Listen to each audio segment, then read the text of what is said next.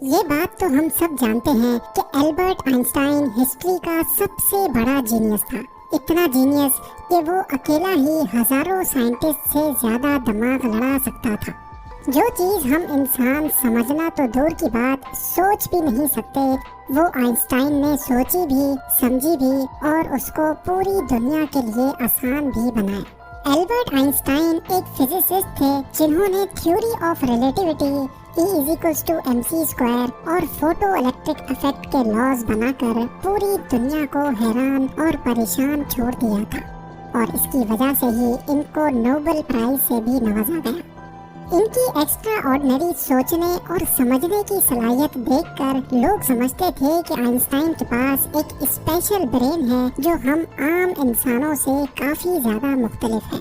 इस बात का खुद आइंस्टाइन को भी अंदाजा था।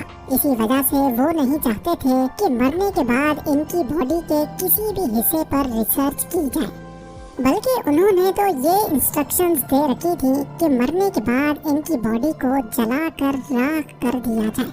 लेकिन फिर वही हुआ जिसका आइंस्टाइन को डर था। 18 अप्रैल 1955 को प्रिंसटन हॉस्पिटल में जब आइंस्टाइन का इंतकाल हुआ तो ऑटोप्सी के लिए यानी मौत की वजह जानने के लिए जो डॉक्टर आया उसने चुपके से आइंस्टाइन का ब्रेन निकाल दिया, क्योंकि उसको ये जानने की क्यूरियोसिटी थी कि दुनिया के सबसे बड़े जीनियस के ब्रेन में आखिर ऐसा है क्या। आइंस्टाइन का ब्रेन चुराने वाले डॉक्टर थॉमस हार्वी थे, जिनको अपने साथ होने वाले अंजाम से ज्यादा इस स्पेशल ब्रेन को स्टडी करने में दिलचस्पी थी। कुछ दिनों के बाद जब प्रिंसटन हॉस्पिटल को डॉक्टर हार्वी की इस हरकत का पता चला तो उनको अपनी जॉब से हाथ धोना पड़ा। लेकिन डॉक्टर हार्वी आइंस्टाइन के बेटे हंस अल्बर्ट से जैसे तैसे करके ये परमिशन लेने में कामयाब हो गए कि वो उसके बाप के स्पेशल ब्रेन के अंदर छुपे राजों से पर्दा उठाकर उसको दुनिया के सामने लाना चाहते हैं। इस दिन के बाद से शुरू हुआ इस ब्रेन का एक लंबा तरीन सफर। डॉक्टर हार्वी एक पैथोलॉजिस्ट थे जो सिर्फ पोस्टमार्टम करना जानते थे। ये उनका सिर्फ ख्याल था कि वो इतने बड़े जीनियस के ब्रेन पर रिसर्च कर पाएंगे। अब कंडीशन ये थी कि डॉक्टर हार्वी प्रिंसटन हॉस्पिटल की जॉब से भी हाथ धो बैठे थे और अपने पैथोलॉजिस्ट का ओहदा भी। आइंस्टाइन का ब्रेन जो पहले ही डॉक्टर हार्वी प्रिजर्व कर चुके थे, वो इसको लेकर पेंसिल्वेनिया के शहर फिलाडेल्फिया ले गए, जहां उन्होंने ब्रेन की कई फोटोज ली और फिर उसको 240 छोटे छोटे पीसेज में काटकर हर पीस को अलग अलग जार में प्रिजर्व करके अपनी बेसमेंट में छुपा दिया। इसी मसले को लेकर डॉक्टर हार्वी का अपनी बीवी के साथ कई बार झगड़ा होता रहता था, क्योंकि उनकी बीवी अक्सर ये धमकी देती थी कि वो इस ब्रेन को उठाकर कहीं फेंक देगी।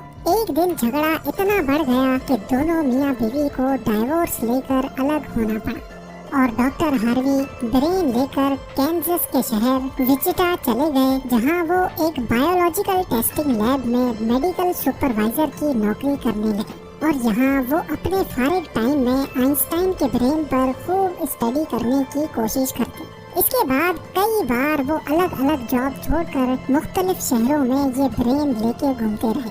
कई साल गुजर चुके थे, लेकिन डॉक्टर हार्वी आइंस्टाइन के ब्रेन पर कुछ खास रिसर्च ना कर सके। उल्टा उनका मेडिकल लाइसेंस ही कैंसिल कर दिया गया और नौबत यहाँ तक आ गई कि उनको एक प्लास्टिक की फैक्ट्री में जॉब स्टार्ट करनी पड़ी। तभी उन्होंने पहली बार एक अच्छा फैसला किया कि वो इनके ब्रेन के अलग अलग हिस्सों को दुनिया भर के बेस्ट न्यूरोपैथोलॉजिस्ट के पास डिटेल्ड रिसर्च के लिए भेजेंगे। लिहाजा उन्होंने ऐसा ही किया। 1955 में ब्रेन चोरी होने के 30 सालों के बाद यानी 1985 में पहली बार आइंस्टाइन के ब्रेन पर एक स्टडी पब्लिश की गई। इसके बाद अगले 28 सालों तक इस जीनियस ब्रेन पर दुनिया भर के न्यूरोपैथोलॉजिस्ट ने कई स्टडीज पब्लिश की, जिनमें बताया गया कि आइंस्टाइन का ब्रेन आम इंसान के ब्रेन से काफी डिफरेंट था। सबसे बड़ा डिफरेंस ब्रेन के कॉर्पस कैलोसम नामी हिस्से में पाया गया।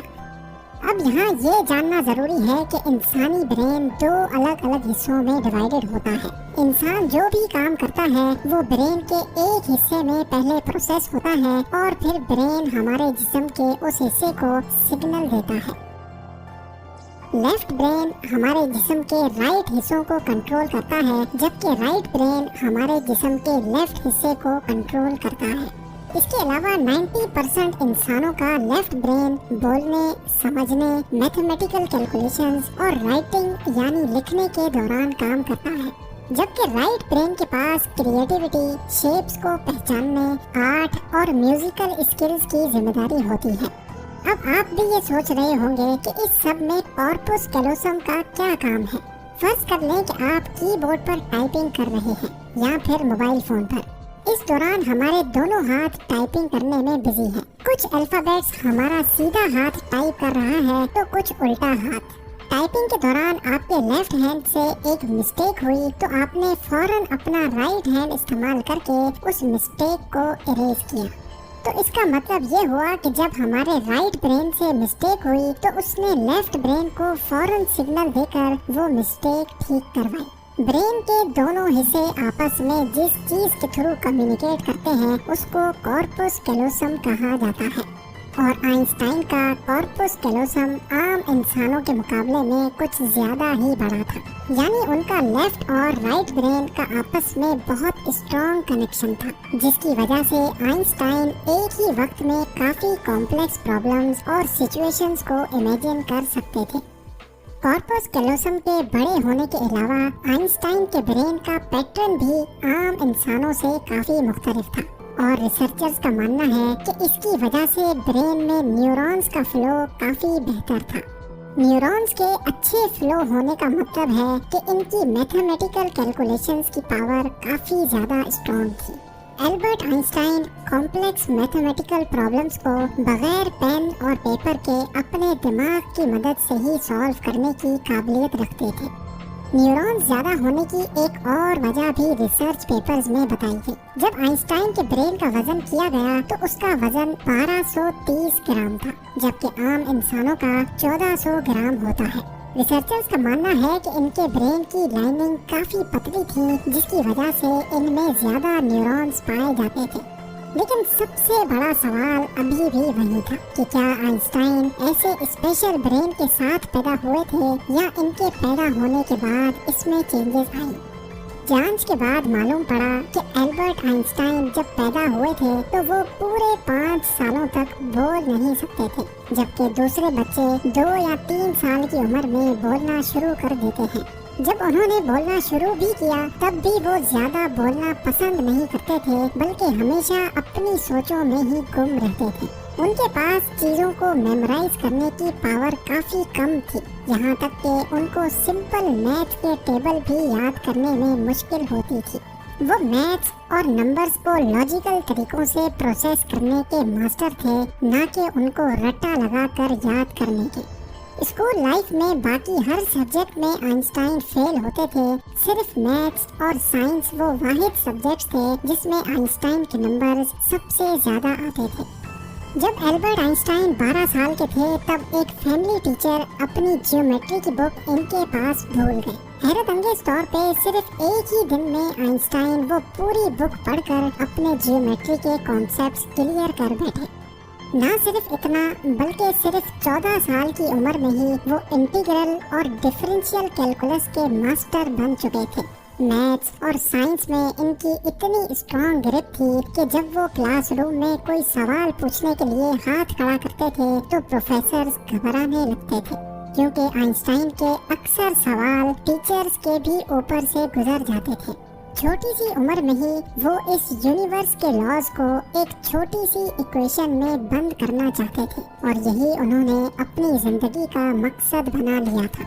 26 साल की उम्र में आइंस्टाइन ने 4 रिसर्च पेपर्स पब्लिश करके पूरी दुनिया को हैरान कर डाला और इसी वजह से उनको PhD की डिग्री और ह्यूमैनिटी के लिए आला किरदार अदा करने की सूरत में नोबेल प्राइज से भी नवाजा गया।